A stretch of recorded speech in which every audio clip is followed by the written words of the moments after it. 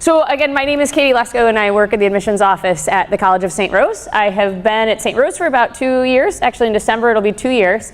And then prior to that, I was at Siena for about 17. So I have almost 20 years in the college admissions world, which gives me some credibility and a lot of essays that I've read, right? But my goal today, because I think most of you are juniors in the room. Juniors in the room a little bit. Any sophomores? Not yet, right? Because it's a junior parent night. Perfect. And students. So the juniors in the room, my goal today is to give you a little bit of an understanding on how to make a college list, how to choose a college, what goes into that list, and to give you a couple tips that I have seen be used successfully, and then I can always add some pitfalls if you'd like, right? There's always things you can do better. But that's the goal of tonight. It will be, I can do a short presentation and a lot of Q&A, which is how I like it, because then I know that you're getting the questions and answers that you need. And so we'll get going. So some of you might be getting stuff in the mail, stuff in the email. You have gotten it for probably the last year or so, and maybe you didn't know exactly where that came from. So to explain the college piece of it a little bit, you're wondering, how do you get on a list, or how did that college find my name? Typically, these are the reasons why or how we figure out who we can also recruit. So back in the day, it would be more that you contacted us, or maybe we met you at a high school visit or a college fair and had an exchange and you got on a mailing list. As the college search process has grown, and as the college search process has been more of a part of the high school career, what has happened in the college spectrum is that we buy lists. And what we do is we give a profile to SAT or ACT, and we say, we think this big range of a profile, and things like a certain major or a certain city or a certain neighborhood even, are people that might match really well to our school. So that's how you get on that list. If you want to get off of those lists, you just click opt out, right? So if there's schools that are sending you things and you're really sure that you're not going to go away to school, far away, you can start to get off of those lists. You can start to stop the mail, stop the madness, right? Stop the noise. At the same point in time, sometimes the way that we present ourselves is in a helpful way. So you might find that those emails have an article about putting a college list together. Those colleges might present how to look at a financial aid package differently than somebody else. So they can be useful, but if it is too much, you can come off of those lists just as much as you can get on them. But that's how we find that information. We have an ethics guideline in colleges that you have to essentially commit to an ethics, code of ethics. And so we're not using them improperly or anything along those lines, but that's how it starts. Essentially putting your list together, because everybody talks about that list, putting the list together, to me, you come up with about 4 different fits, but really 3 to get your final fit, which is your future. So the first fit is an academic fit. Your second fit is a social fit. Your third fit will be a financial fit. And those fits have answers. Academically, am I a reach to that college? Is it a reach that they would accept me? Academically, am I in the mid 50% of who they accept? Academically, am I likely to get in? And I had to put the 4th one in there because sometimes it's just no way, right? On all of those things. You can look at a social fit, and we'll talk more about what that social piece means and what characteristics to look at for the social fit. But it comes into the same thing. There's a reach socially. A school is too big. A school is dry. It's like the Goldilocks, right? Like in the 3 Bears. So there's a reach, and there's a too hot, too cold. But you can have a social fit, and it is a reach, it's a match, or it's a likely, I'm likely to be comfortable here. Or it's way too far away, and there's no way that I socially could be 14 hours away by car. Something like that. Financially, you will have a reach financially, you'll have a match financially, and you'll have a likely we can afford it. If you use this grid, the 3 fits and the 3 answers, reach, match, and likely, and you put them on a piece of paper with the list of the college and how they fit, it will be surprising to you what comes off of the paper as a college that might be the best fit for you. Right? So there's a little bit of work, there's a little bit of idea. Nobody should be applying to a college and not knowing how the academic fit is, how the social fit is.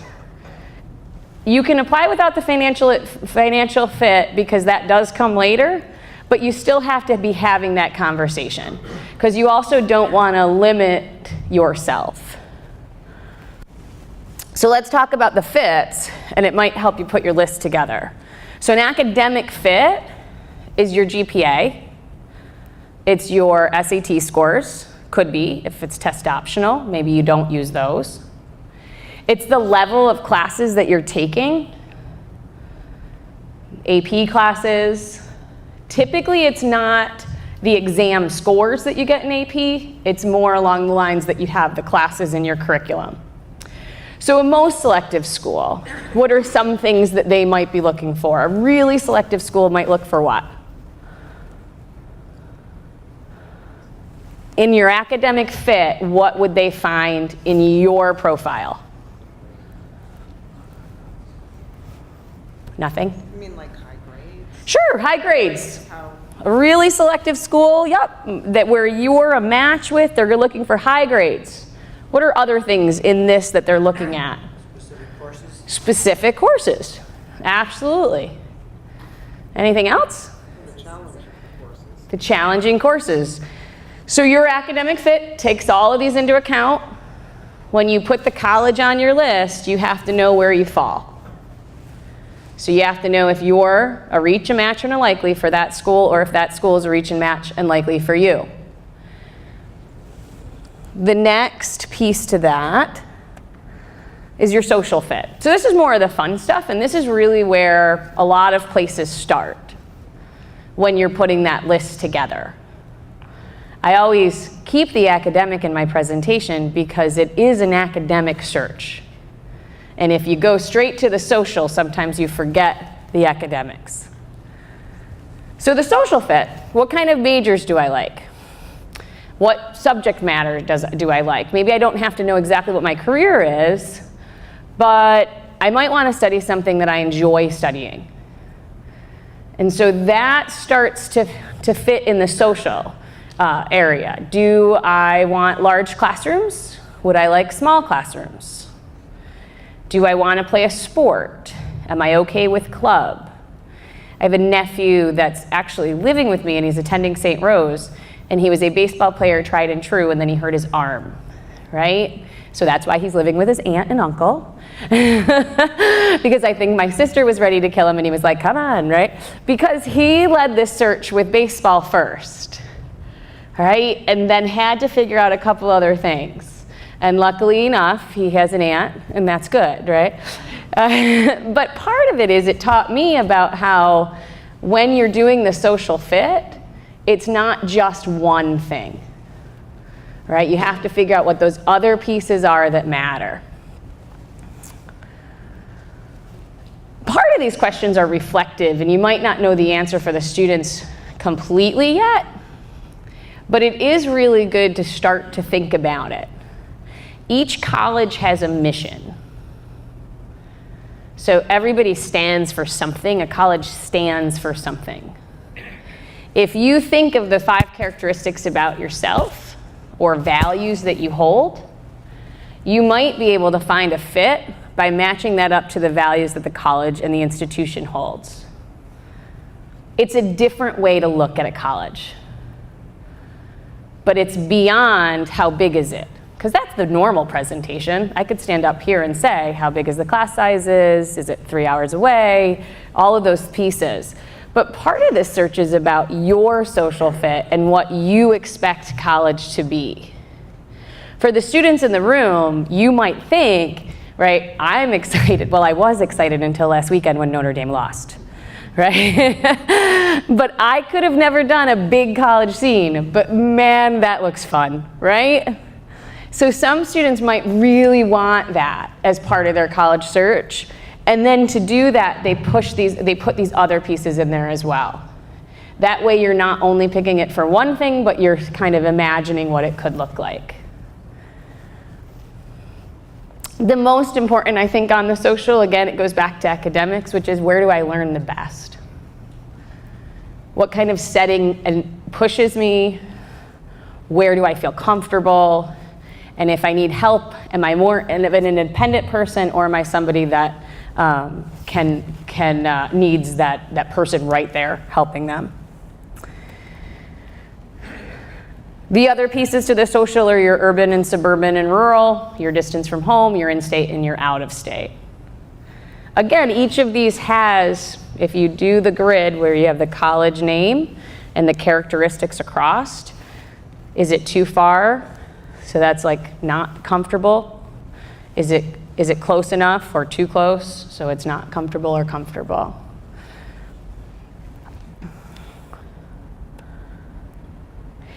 You have to visit, and so part of this is my just tips on visiting. So you have to visit the place to figure out if that makes sense for you. Is it too far, right? You have to, I would never visit more than 3 colleges in one day. You get tired. Everybody needs to eat lunch. Otherwise, I don't know about you, but we all get a little hangry sometimes, right? And visiting the college when you don't have someone eating lunch is not fun for anybody. So when you're there, though, dress comfortably. Don't overdress. Sit in the outfits before you come in. Make sure you bring comfortable shoes. And it sounds silly, but I am sure there's many people that have taken a tour on campus who remember the blister on the foot, or the rain, or how long the walk was, versus actually remembering what went on. Take some photos.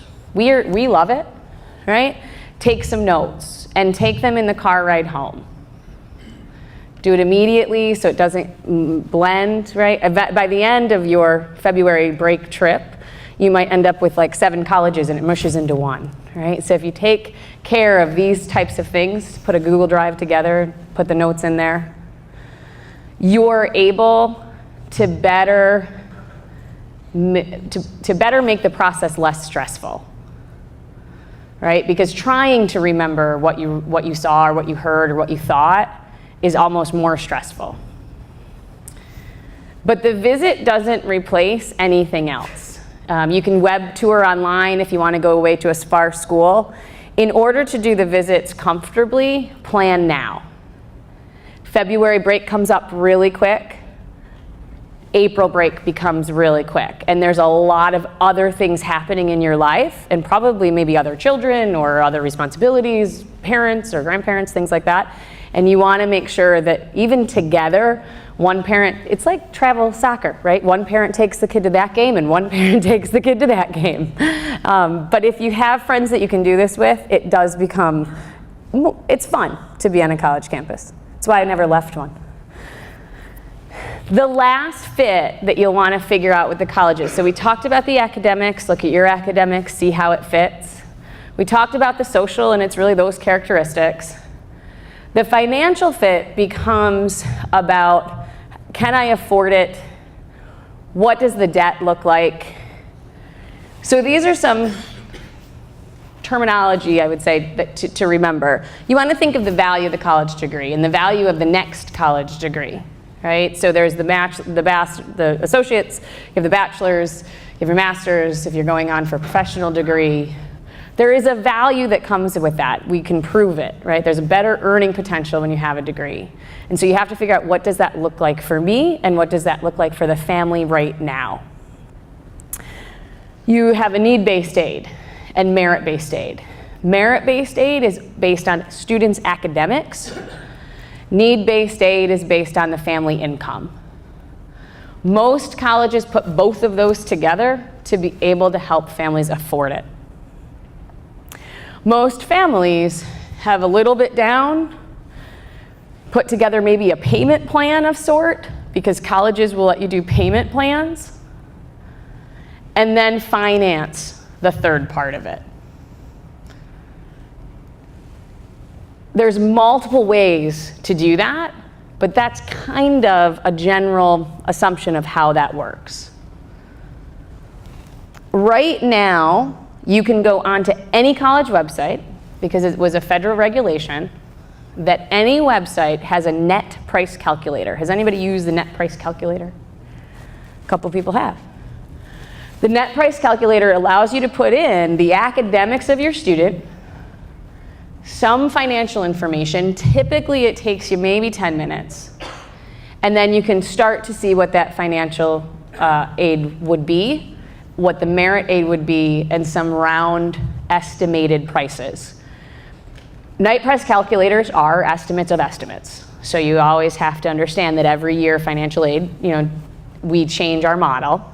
But it is a good way for you to understand if this is an option for the student or if this isn't an option for the student and for the family. The other piece that happens is that, and I talk to students regularly about this and have for years, is whether you live on campus or you live off campus. So a different option is we want that away experience. I love it. I think you develop in ways and it prepares you for the rest of your life when you have to live with someone you've never met before.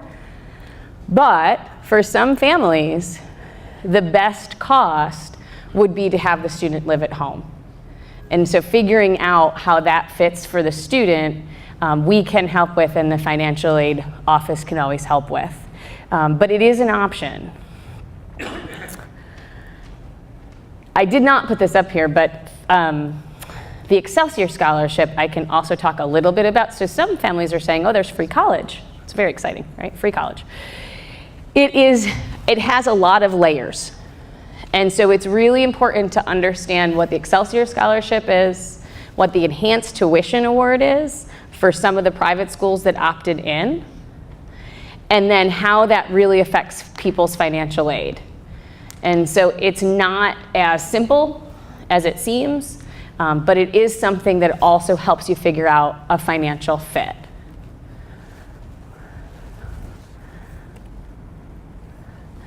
Some students, as you go through this process and you figure out your list, you'll figure out how to apply. And I keep going back to that list because for those of you that like lists, this is a great process for you. You have the name of the college and you have your deadlines laid out and all of the different characteristics about it, because that's what you're going to start to put together and then figure out from there whether you like that college or not. Early decision is binding to the school. If you really want to go to that college, then you can apply. It is financially blind.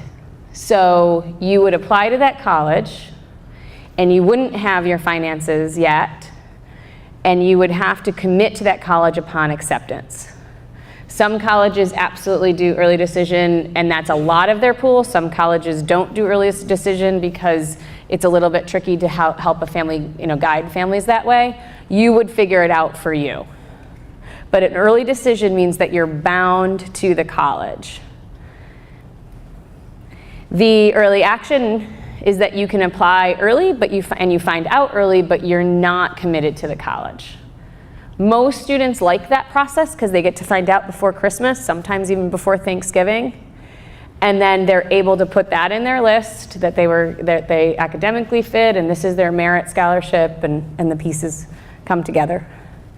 Restrictive early action means that you can only apply to one college early action, but you're not committed to the college. There's lots of little things out there, right? Each college does it differently. Regular decision typically happens in March, February and March. Sometimes students like that because, one, they didn't know it was on their list in the beginning and all of a sudden it popped up. You were on a family road trip for Thanksgiving and you drove by and you really liked it. So you can add that to the later part of your cycle. Sometimes students like regular decision because a new major came up, a new career path. All of a sudden, so it leaves your options open.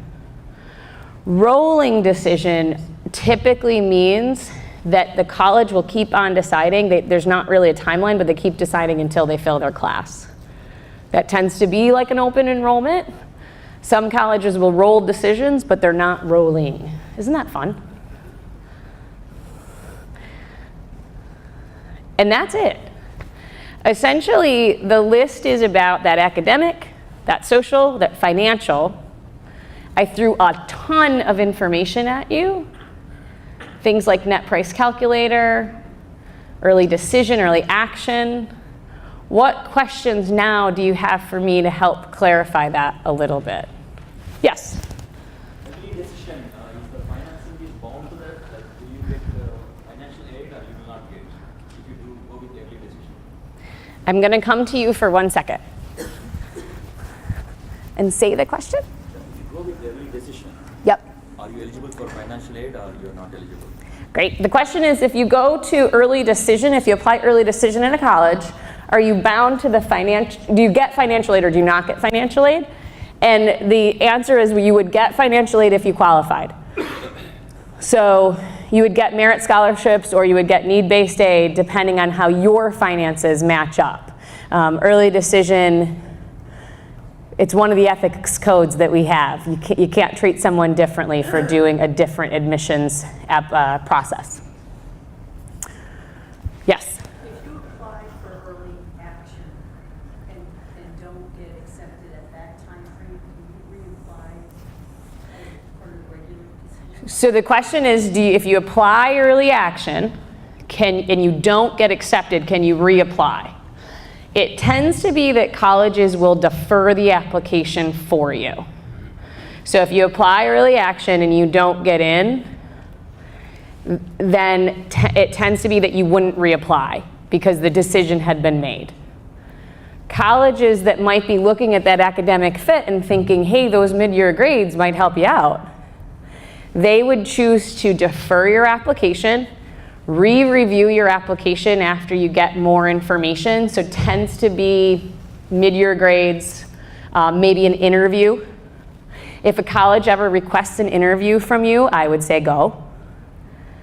All right, so they are looking for more information. They'll re-review your application and they'll send you a decision in March or April, depending. What other questions can I answer for you? Yes? How does the parents having a 529 account affect calculations for costs and aid availability? I love it. So the question is, if you have a 529 account, how does that affect your cost of aid and availability? So you have to smile, right? Because I'm an admissions person. I'm a jack of all trades and masters of none, right? So that question in particular, I'm not exactly sure. It tends to, if you have a savings piece to it, it tends to defer some of your need-based aid because you did save for it. At the same point in time, it all depends how much and different things like that. And you do have the money for it, so that's a good thing, right? Each college would handle that differently, but it tends to be that FAFSA would defer that. The financial aid office would be happy to answer that question, though. Yes? Colleges often have alumni interview prospective students. Does that information actually get back to the college in any useful form, or is that just something that the student goes through and says, gee, that was fun? Awesome. A little bit of both. So the question is, colleges have alumni that do interviews, and does the information get back to the college in a useful form? And I like that statement because that's a great way to say it. Does it get back in a useful form? Most interviews are going to be non-evaluative. And so the information that gets back would not hurt or help your application. At the same point in time, it's always best to interview when you're well prepared because that information does get back. A student who had been asked thorough questions, had investigated the college before they interviewed, was thoughtful about why they were sitting there and applying to that college. Those pieces do get back. I would say there's never one reason why a student doesn't get in. It's always a collective. But if you want more reasons on why you should, then having a strong interview would get back to the college and the admissions committee. Some interviews are evaluative. So students applying into competitive programs. At St. Rose, we have a communication sciences and disorders program, and there's an accelerated degree degree for that. So it's a 5-year program, and you become a speech pathologist at the end, but really competitive. That evaluation, that interview is an evaluation, and it's a panel of faculty members. So there are certain things that are mainly non-evaluative, but then there's some things you have to know whether it will hurt your chances. Yes? Talk a little bit about the essay. Sure. So in the midst of, and it's interesting, right, because it doesn't come into the FIT, but it's a part of what you do. So the application itself is your application and your transcript, your SATs or ACTs, unless you're going test optional, and this thing called the essay, which, as all of you are juniors, I would probably in the summer, about June, start to look at the questions. The questions are for you to have as self-reflection. The questions are open-ended. They ask you to have a part of an experience that you evaluate and you talk about. The essay, again, is like an interview. It'll never get you in as the only piece that gets you in. It can only help strengthen your application. We don't go through with a true red pen and circle words that are wrong, but we know if you spent time on it, and we know that you put something together that you're proud of. I can also tell you, I know if you wrote it. And I know that because of reading so many for so long. And the colleges and admissions counselors train other admissions counselors to hear tone, because a 17-year-old just talks differently and writes differently than anyone else that I've ever met, right? I smile though, because someone had said to me one day, well, what if they're really intelligent? And I said, yes, absolutely, I agree with that. I have a friend who has been using larger words than I for a very long time in her life, since we were juniors in high school. She's a faculty member and in theater history, and she writes things that I'm amazed by. It would make sense for her essay to be more complex than what mine would have been. But you can see that in how the teachers write about her, in how the transcript looks, in how she puts a short answer together. So none of this process is ever in a silo. It always is comprehensive. And so that's why I can tell if who wrote it, how many times it was, not how many times it was reviewed, because it should always be reviewed, but whether or not maybe some adult got in there and started mixing some things up, right? So sometimes we have to let the students be students, because that's the best part. And then they figure out how to make an adult essay out of all those pieces. Any other questions? Yes? What resources do you recommend for choosing a major? That's a daunting task of choosing a school, and a lot of the kids don't have a good handle on what they're going to do. So the question is, how do you get to the point of choosing a major? I'm a liberal arts product by trade, so I will always say you can come in not knowing, and that's why college exists in some ways. I'm also a part of this industry that has raised cost, and so it's really hard to invest in that when you don't exactly know what the student wants to do. So there's definitely career websites out there. They can do some career exploration. I think Naviance, actually, the program that you all use, Naviance has some great career guides. My advice to any student would be to drill down to what that really means. So I meet a biology student, a student that wants to study biology because they want to be a doctor, because they want to help people. And that's a conversation I have regularly. They're really not fans of chemistry or math, right? And so you have to teach what the industry needs are. So you kind of have to work a little backwards. I meet business students and meet business students throughout all of my career who weren't really a fan of taking pre-calculus. And not that pre-calculus has a direct correlation to whether you're good in business, But a lot of the business curriculum in college have a math background.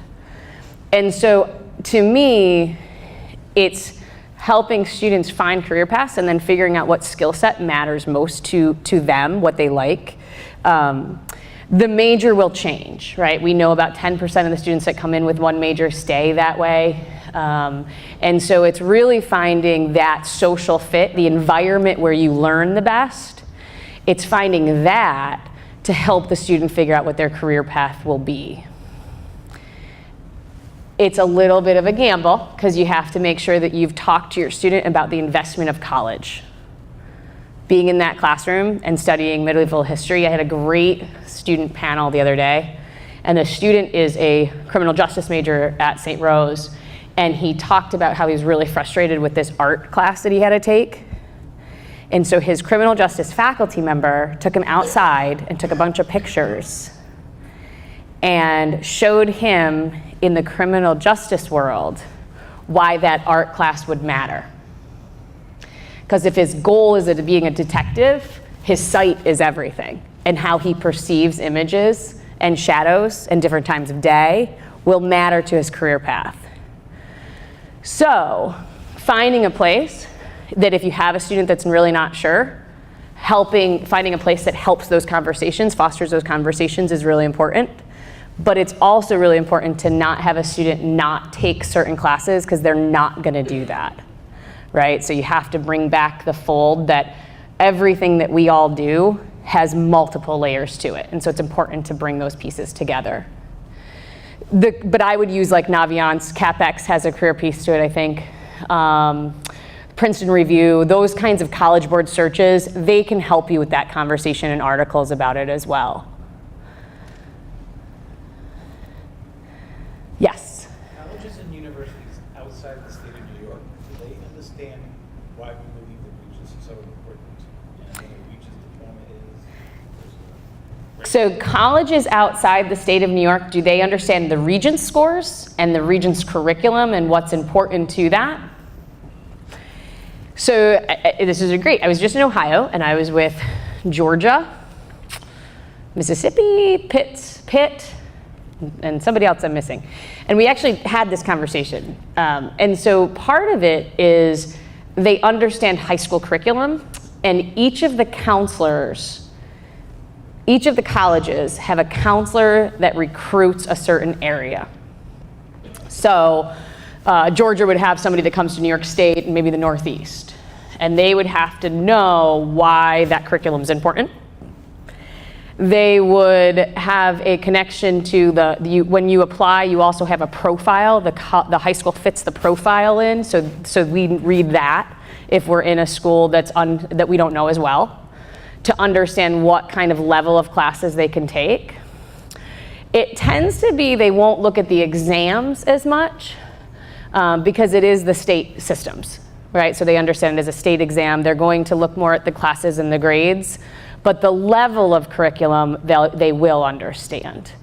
And that's not to not do well on your exams, because they're still going to be looking at strong testing and strong grades. But it is to understand that if you're going out of state, they just aren't as familiar with it in some. Now, Ohio has Regents, California has Regents. There's some other states that actually have that connection as well. But that is a unique thing about the way that we work. It's like a territory recruitment. And so if you have a couple colleges in mind, on your list, one of those things is the name of the person that will read your application.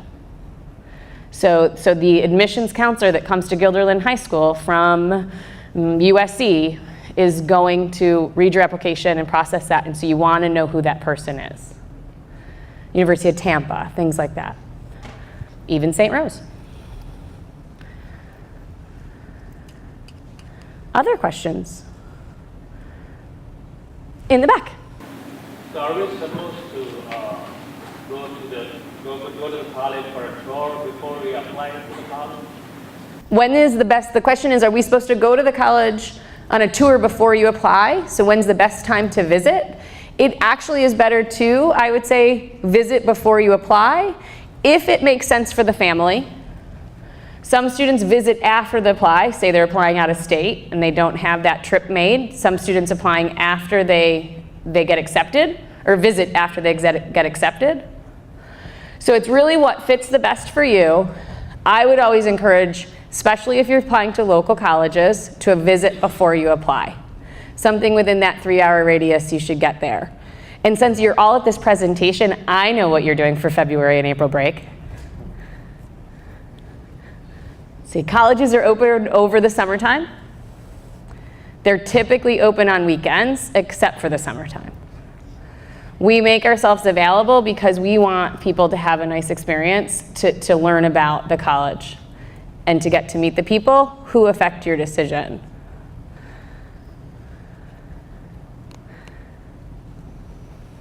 Any other questions? Perfect.